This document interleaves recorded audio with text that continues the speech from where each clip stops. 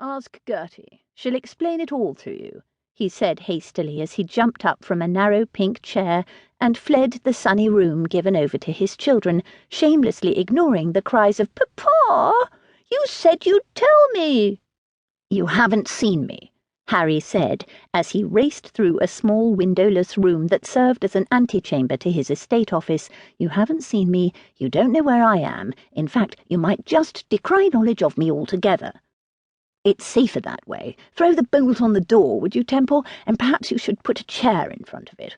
Or the desk. I wouldn't put it past the little devils to find a way in with only the door bolted." Templeton Harris, secretary and man of affairs, pursed his lips as his noble employer raced into the adjacent room. "What was it this time, sir?" Temple asked as he followed Harry. Weak sunlight filtered through the dingy windows, lighting motes of dust sent dancing in the air by Harry's rush through the room. "Did McTavish present you with another of his finds? Has Lord Marston decided he wishes to become a blacksmith rather than inherit your title? Are the twins trying to fly from the stable roof again?" Harry shuddered visibly as he gulped down a healthy swig of brandy. Nothing so benign. India wished to know certain facts. Woman things. Temple's pale blue eyes widened considerably. But Lady India is only a child. Surely such concepts are beyond her." Harry took a deep, shaky breath and leaned toward a window thick with grime. Using his elbow, he cleaned a small patch, just enough to peer out into the wilderness that once was a garden. "She might be a child to our minds, Temple, but according to nature she's trembling on the brink of womanhood." "Oh, those sorts of woman things." Harry held out the empty brandy snifter silently, and, just as silently, Temple poured a judicious amount of smoky amber liquid into it. "Have one yourself. It's not every day a man can say his daughter has, trembled." Temple poured himself a small amount and silently toasted his employer. "I can remember when she was born," Harry said, as he stared out through the clean patch of glass, enjoying the burn of the brandy as it warmed its way down his throat. "Beatrice was disappointed that she was a girl, but I thought she was perfect, with her tiny little nose and a mop of brown curls and eyes that used to watch me so seriously.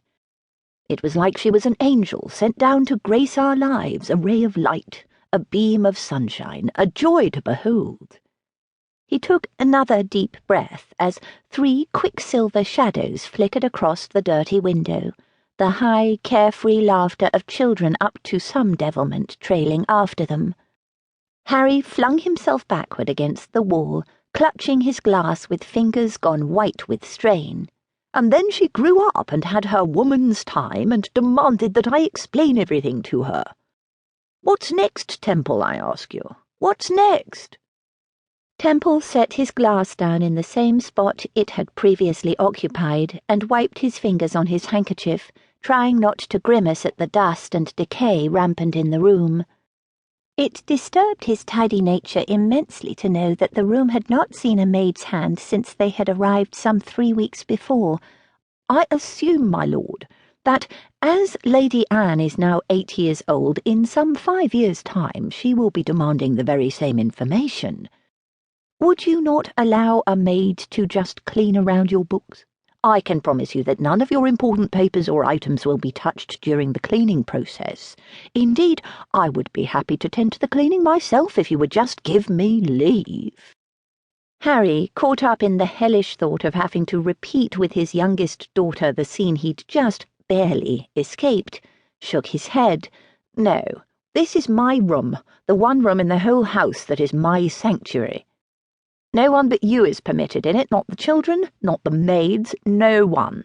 I must have some place that is wholly mine, Temple, somewhere sacred, somewhere that I can just be myself." Temple glanced around the room.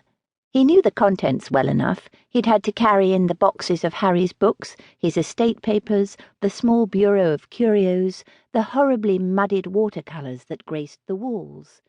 Perhaps if